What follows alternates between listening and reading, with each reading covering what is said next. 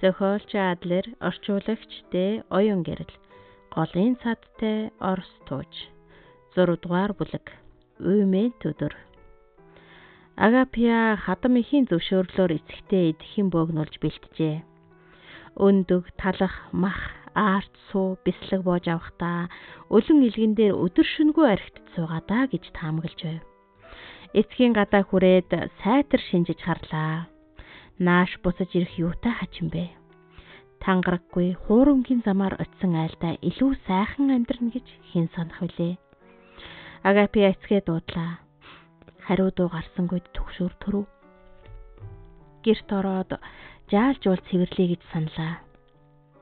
Эцгийн урвсныг мартаагүй яваач шаналж сүйд болоогүй. Сэтгэл дотор нь уучлж чаддаг охин юм. Сайн ч муу ч эцэг мөн. Утахгүй өвөө болно. Цэвэрлэж гүйцээд бандан сандалд хөлжийн сууж цонхоор харлаа. Эцгээ хүлээе гэж шийдэв. Уурлаж гомддгүй гэдгээ хэлмээр санагджээ. Чадах ятгаараа л туслана. Гэхдээ давраахгүй. Хөдөх айлын хүүхдүүд хичнээн чанга хатуугаар төссөн ч эцэгийнхээ дээдэлж хүндэлдэг уламжлалтай. Амьдралын үнцнийг ухаарч өөрийн ухаанаар залж явна. Игнат харин амьдрах биш амьд эмэнд шүүл салгалж явсан. Хамгийн хөнгөн замыг сонгож арх дарсанд мансуурч уусан эдснээ шингээж чадахгүй улангасан агсарч насыг илээсэн хүн. Шүдэ эмтэлж орхиод зутан чансан охиноо алхын наагнуур ташуурдж л явсан. Агапия мартаагүй. Дүүн хийсэн хэрэгээ хүлээх зориггүй байсан да. Тэр цагаас хойш Агапия голын эрэгт очдог болжээ. Зав чөлөө гармагц эрэг дээр суугаад алсыг ширтэн. Сайхан амьдрал, амьд сэрүүн их, ажил төрөлтэй сайн эцэг мөрөөднө. Голын цадтай гараад очивол хүсэл нь биел хэмшиг санагдах үйч байв. Агапия эцгээ орой болтол хүлээгээд харихаар явлаа. Аким ажлаа дуусгаж ирээд санаан зовно. Хадам их нь өдий болтол араас хүн явуулаагүй нь хачнаа. Өндийтэл нь толгой нэргэж нүд харанхуйлав. Буцаад суулаа. Сүүлийн үед ингэж байх болсон. Эмч хоол унд сайн идэж уугаарай гэсэн юм. Хоолоо цадтал идэх болсноор зүс царайн туяарч эхлээд байв. Гэтэл нэрайлах төхөөд ахин биеийн эвгүрэх болжээ. Гэрийнхнээ өмөлгөө гэж энэ тухайга хэлээгүй. Ээж нь бас ийм зөөртэй байсныг мэдэх юм. Хэсэг суугаад гэрээс гарч хаалгыг хаалаа.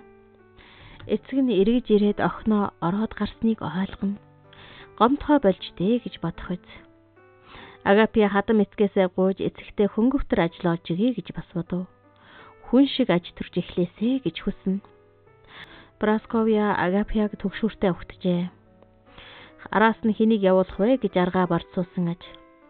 Хит удлаа химэн гэсвийг бодож жаахан зэмлэв. Нөхрийн их санаа тавьсанд Агапия баярлана.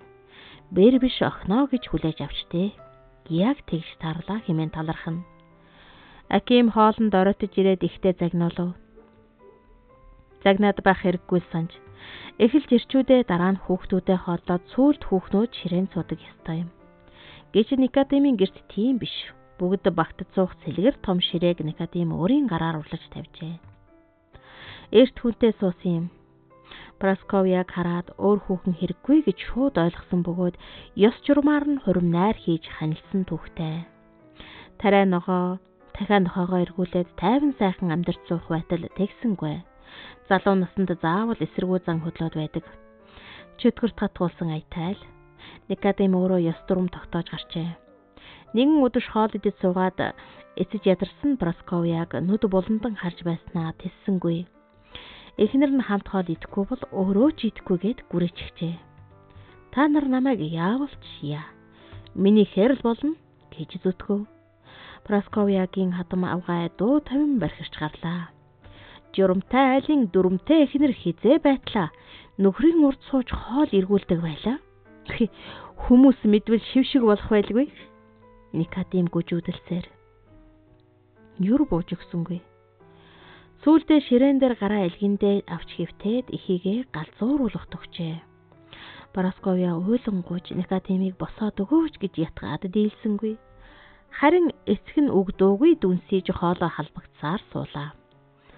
хүүгийнхаа тэнэглэлд залхаж гүйцээдэг. Гэтэл яг энэ үеэр хуршаалын авгай хаалгач тогшолгүй орж ирж илтэй. Гагцхүү гай зовлон тохиолдвол айлд ингэж тогшодгүй орж болдог. Орж ирээд харсан зүйл нь эрхэм хурш эзэгтэй нь хүүгээ үгүй муугаар зүхэж залуу ихнэр нь уйлж суухыг харуул үгүй яалтаж байхгүй гашуудсан шинжтэй. Харин гэрийн эзэн нүдээж савчгүй хоолож суун гин. Хурш хүүхэн загалмайллаа. Эднийхэн галзуурчээ. Та нар чинь яав? Үгүй ингэж талигашин араас гашууддаг юм уу? Ёсоо алдсан улс вэ? Никодим хиний араас ёсолтон гашуудаж байгааг харахаар өндөж иртэл хөрш авгаан ухаан адаг унаж сэрэхгүй хөдөжээ. Никодим тун эвгүй байдалд орсон юм. Тэр өдөр нэг айл шатаж толгоныхон бүгд очин гал унтрааж байсан юм. Төмрөөс их айцхан гэрээ шатаах шиг муухай юмгүй. Маргааш Никодим буулт хийж том ширээ харуулдаж тавив. Эхэн дургуйтсан ч эвлэрчээ. Бүгдээрээ хамт хооллоход бүрөө зүйл алга шиг. Энэ тухай бас өөр олон ч зүйлийг Прасковья Агапьед ярьж өгөв. Бэрдээ итгэх болж хадмуудаа нэн болгоомжтой өөрийн эцэг болон багнасаа харуулсан маягтай ярина. Агапья сонсож суухдаа их минь амьд сэрүүнсэн бол ингээд л ярих байсан да гэж бодно. Эрт нас илээсэн эмээ өвөөгөө мэдэхгүй. Эцэг нь өнгөрсөн амьдралаа дурсах дургүй. Эрээд үгэж бодохгүй. Тэр өдөш нам тайван байлаа. Яг л нэг гэр бүл шиг. Агапьяч, Лилкач ахиж өөрсдийгөө энд илүүцсэн мэт санахаа болжээ. Урд нь Агапьяд ийм юм болно гэж хүн хэлсэн бол яавч итгэхгүй байхсан. Дүнсгэр бараан амьдралд нь наран гих мэт ургамал ногоо соёолж шинэ амьдрал эхлэх шиг. Аким их нэртэй анхри дотн хандна. Хэвлийг нэлж хүүтэйгээ ярих дуртай. Догшин Акимыг ийм хүн гэж санахын аргагүй гайхмаар. Ээж намайг ингэж суугааг харвал ухаан алдаж унаа гин. Битгий хэлээрэ гэж их нэртэй загчээ. Агапья сэтгэл амар унтахаар хэвтэв. Шүн дунд юунаас чимгэнт цочин сэрлээ. Зүүдлээгүй шиг санагдана. Яагаад сэрв? Өрөөнд дотор холхож байгаад эргэж хэвтэв. Хүүхэд нь өшөгчж гарсан Агапья гаднаас нь зөөлөн илээд нэмсэглэн. Дотор нь өөр нэгэн амьдрал цэцэглэж, эргэн хөрвөн тонгочж байгааг мэдрэх сайхан байв. Тайвширчээ. Өглөөсрээ дахин төгшлээ. Адам их нэхад хар дарж зүүдлээд дуу муутай барааж явна. Хоёул ажил хунар хийгээд бүтэлтэй эжин болсонгүй. Прасковья аягаар олдож амс хий гэжээ. Гэвч амжсангүй. Гадаа дуу шуу болсонд гарч харав. Прасковья тэрэг хараад гайхан зогслоо. Анчид эргэж ирсэн аж. Хэд хоногоор явдагсан. Агапья хөшсөн мэт хөдөлсөнгүй. Нэг ирийн бүсэнд эцгийнх нь хутга зүйлттэй харагдана. Игнатын нутгаа их гамдаг.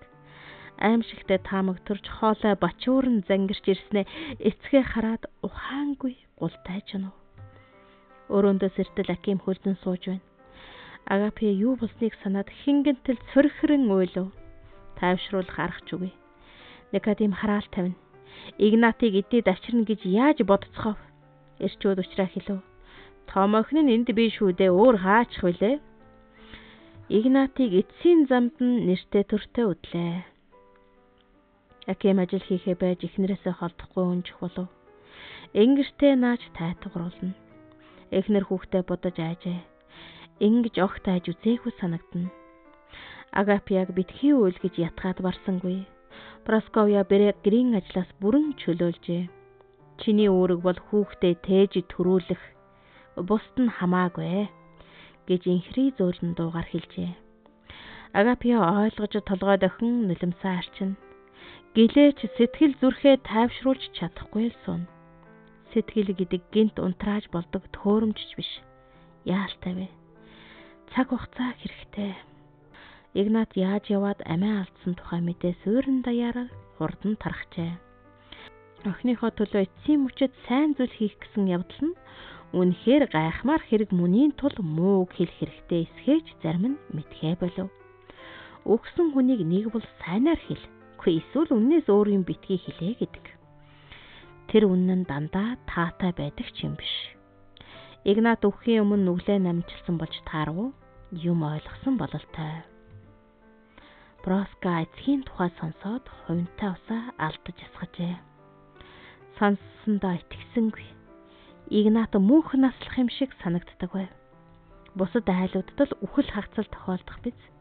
Эгч дүү бид гурав туулдгаа туулаад уйлдган уйлчихсан улс гэж бодож явсан. Броска яхаа мэдгүй довжоон дээр суун бодлогошров. Нулимс гарсангүй. Хар уссан ч үгүй. Хов хоосон. Эцэггүй үлдэжээ. Эгч дүү хоёроос өөр хүнгүй. Харин тэдэндээ хайргүй. Тэг гэлээч цус нэгтэй юм. Өөр хинтээ төрөлсөх билээ дээ. Авдотья Платоновна бэрэн бодолтой живэн суугаа хараад гайхширч хараасангүй. Үннийг хэлэхэд баахан эмээдэг болоод байгаа. Хөгшрөөд урдын жавхаагаа алдав уу эсвэл өөр зүйлүү мэдэхгүй. Иремийн эхнэрээ хаацайлж өөрөө ихтэй зодуулсан дүр зураг нүдэнд нь харагдаад салахгүй л байв. Авдотья Платоновна уйлах уу, баярлах уу мэдхэ болжээ. Бэрэн Иремийн сэтгэлийн нандин үчгийг олж гогдсон нь илт. Цаашдаач уламд ордно. Броско яаж ч мэдэх хүн. Тиймээс дотносох биш. Өтөр салах хэрэгтэй. Авдотья Платоновна давжоон дээр зэрэгцэн суугаад гарах гарц оллоо гэж санав. Энэ удаад яг бүтэн. Эцгээ санаж уйлаад яах вэ? Сүнс нь хорогдчихнаа гэж чадлаараа тайтруулах гэсэнд би уйлаагүй гэж Броско гайхан харлаа. Гашуудж байна уу? Хэмээн Авдотья нүдэ жаатайлган ширтв. Үгүй. Сэтгэлд чинь юм торж байна уу? Харигчин ч гэсэн эцэгчин шүү дээ. Үгүй.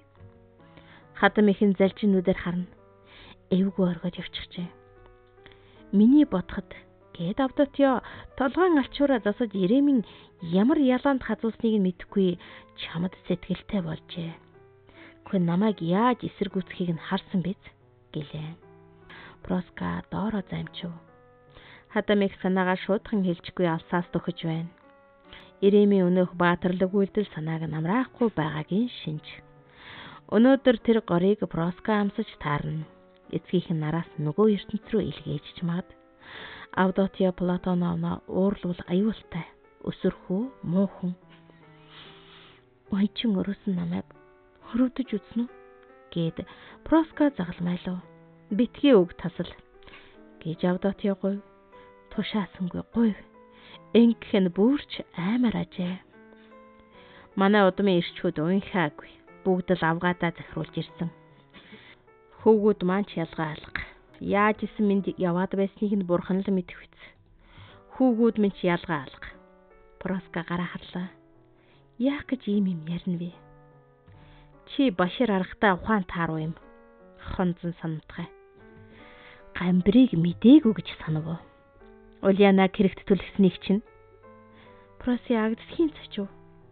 Бие өмөрөө гэтэл бүгдийг нь би мэднэ. Гэд хадам их нь үг хэлүүлсэнгүй. Чи ингээд зогсохгүй. Муу муухай хэрэг хийхгүй бол санаа чинь амархгүй биз дээ. Чи бид хоёр адилхан. Авдотья илгээ тэрв. Ийм маягтай ярий гэж бодоогүй юм. Иремигээ аваад эцгийн гэрт очтоо. Чи надад энд хэрэггүй. Өөрийн ухаанаар амьдр. Тийм л их арга залтай юм бол аж төрж дийлнэ. Чи өөрөө л буруутай. Миний ингэж зөвшөөрснийг бэлгэл гэж бод. Өршөөж хэлтрүүлснийг минь хүндэлж санаж яваарай. Броска хадам ихөөдө харлаа. Итгэж өгсөнгүй. Авдотья Платоновна ахин үгээ давтаж хэлв. Броска баярлсандаа зүрх орж золтойл хадмаа тэрч аваад үнсэж орхисонгүй. Хөө ийм мацтай төөрөг мөрөөдчиж яваагүй билээ. Утгагүй шинэ амьдрал эхэлнэ. Би даасан хадам ихийн дарлалгүй. Иремийн өчрийг олоод байж чадна. Эхнэрээ өмөрч чадсныг харуул тийм ч найгаа алдсан ирвшдэг. Агапиа хүүхдээ бүтэн тээж чадсангүй. Хагцал гашууд ламссан шанснаас болж цагаасаа эрт дуншжээ. Хот руу явъя гэлээч оройтсан байв. Прасковья гэртээ домч эхнэрийн оронд эмч дуудаад хаалга манан зогсож даалгасан бүхнийг нь хийн. Бэрийнхээ өрөөнд хэнийг ч оруулсангүй. Эмч туслахаа дуудуулжээ. Хэрэг бишдэг шинжтэй. Аким хашаанд түлээ хагалж суун тайвширч чадсангүй. бүх зүйлийг хинж дадсан байтал эхнэртэй очиж болохгүй гинэ. Хэн ийм журам гаргадаг байна? Эхийгээ ч ятгаж дөнгөсөнгүй. Прасковья хаалганы хажууд овайн зогсоод дотгош оруулахгүй байв. Никодим бандан сандал барайн түгдэж суун. Хотоос таагүй мэдээ иржээ. Хүмүүс бослого дэгдээсэн гин. Таагүй хэрэг мандах бололтой. Лилка болонд суугаад ханы модон хээг хуруугараа дагуулan уйдайгаа гаргана. Өнөөдөр айлын хүүхдүүдтэй тоглоогүй. Эгчтэй сэтгэл зовж гэрээхний янз байдлыг мэдэрч байв. Никодим түүнийг хөмсөг зангидан суугааг хараад дуудлаа. Лилка өвөр дээр навирч гарав. Удахгүй зүгээр болноо гэхэд охин толгойд охин. Никодим шүүр салдаад цонхоор харвал Аким цамцаа тайлчихсан. Балт сүхний тархийг далд ортол модонд зоогоод хөлсөө арчиж байна. Хүүтэй муу мэдээ дуулгаагүй өрөвдөжээ. Шаналж суухтан зовлон нэмээд яах вэ? Цаг хорой гэж санаад Лилкад урд эртийн үлгэр ярьж өгөв. Өдөш болохын хэрд Агапья хоёрыг салжээ. Ач хүүтэй боллоо гэж юмч Прасковьяд хэлээд мөнгөө өгөхөд авсангүй. Дараа болъё гэв. Аким эхнэрээ харъя гэхээс тэсч ядна. Нэг л биш байхыг мэдрээд байжээ. Эмчийн туслах нүүр буруулан явах гэж яарна. Тэгээд яв. Эхнэр маань яаж байна? Эмч толгой сэгсрээд доош харав. Прасковья дуу алдан зүрхэн тушаа дарж аваад үгүй фэлхүүтэй гэж уулгаллаа. Эхэн ч ийм өвчтэй хүн байсан гэж эмч тойруулж булзааруулан хугацаа хэрэгтэй. За яан л мэдэх хэрэг. Хэтэх гашуудлаас болж хүмүүс галзуурч магадгүйг мэдэх тул бэлтгэх хэрэгтэй гэж боджээ. Агапья унтаж байв. Тамира барагдтал тарчилж хүүхдээ гармагц ухаан алдсан байна. Хүлээх л үлдэв. Аким гэр дотроо холихон үсээ үхтэн зулгаах нь холгүй алхна. Эхэн нэрэг нааштай янзлах зур эхнэрийн өрөөнд явж орлоо. Орных нь хөлд суугаад харвал Агапьягийн царай цонхгор гэж жигтэйхэн арьсан шаацсан шиг. Аким гарыг нэлв. Хоёр нүднээс нь нулимсэн хэлхээ сул асгарах боловч тоосонгүй. Эхнэр нь сонсож байгаа үгүйг ч бүү мэд. Гэхдээ юу мэдэрч бодож байгаагаа хэлэхээр шийджээ. Айтас мэдэрч байв. Ийм шудраг биш байгаад шаналд зовж байлаа. Аким солиотой хүн шиг ганцаар удаан ярьж буруутныг хайвч олсонгүй. Орхиж яваад үзээрэй. Урвагч гэж тооцсон шүү гэж тэр хэлв. Өөрөө хүүгээ өсөг. Ихийн хариугүй бол ямар байдгийг чи мэдэн шүү дээ. Нэг л мэдхэд Аким эхнэрийн дэргэд унтаж орхижээ. Хязгааргүй удам тал. Хүүгээ тэрсэн жаргалтай Агапья зөөдөн нэрв. Тэдэн рүүгээ гараа сунгатал хурч чадсангүй. Яаж ч хичээгээд болж өгөхгүй юм. Зогссон газар нь намг шиг зуураад огт хөдлөхгүй л байлаа.